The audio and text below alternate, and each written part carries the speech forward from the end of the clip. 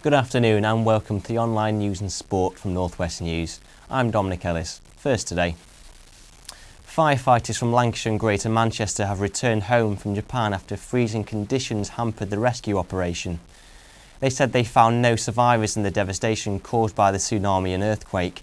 The United Kingdom International Search and Rescue Team was deployed over 6 days ago. The team of 59 also included firefighters from Kent, West Midlands, Lincolnshire, plus Mid and West Wales. Greater Manchester Police have been criticised for the way they handled the case of a man who died after being harassed by youths for over 10 years.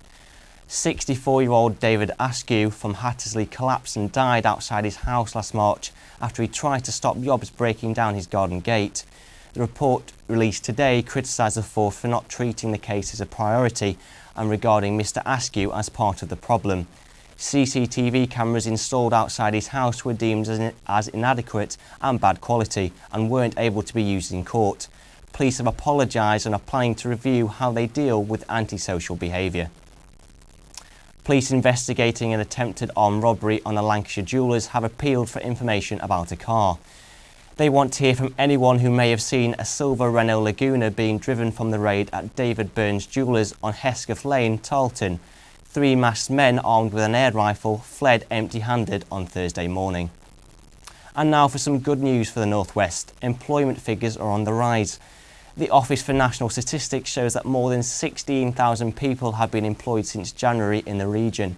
The North West is one of the few regions where unemployment figures are decreasing.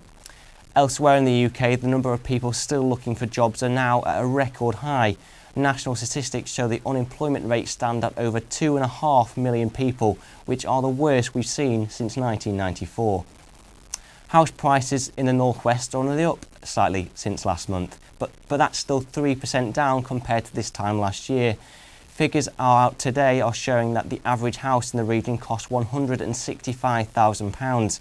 Tenants signing new contracts suffered a small rise of 0.2% in rents last month, pushing the average rent in England and Wales to £684 per month.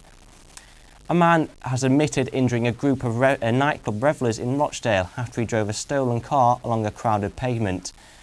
26-year-old Lee Anthony Bradley pleaded guilty to 1 count of attempting grievous bodily harm with the intent when he appeared at Bolton Crown Court.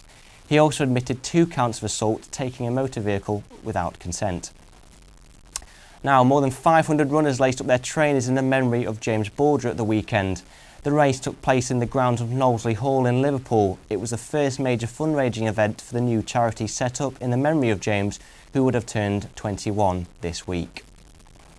Now on to sport, and in the Premier League, Manchester City's grip on their Champions League place suffered yet another setback yesterday after a 2-0 defeat at Chelsea.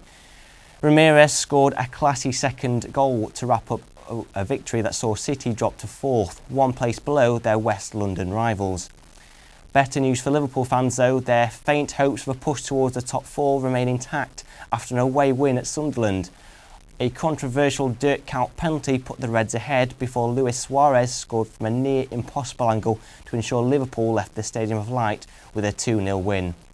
And for a full roundup of the weekend's football and rugby highlights, tune in tomorrow at 3 o'clock. Fabio Capello has revealed he's yet to speak to Rio Ferdinand about his decision to replace him as England captain. The Manchester United defender was controversially relieved of his duties in favour of Chelsea's John Terry. Ferdinand is facing a lengthy layoff with a calf injury, and Capello claims the player refused to meet him for talks at Old Trafford last week. Well, that's the news so far. We're back at 3 o'clock tomorrow. Until then, have a great evening. Take care.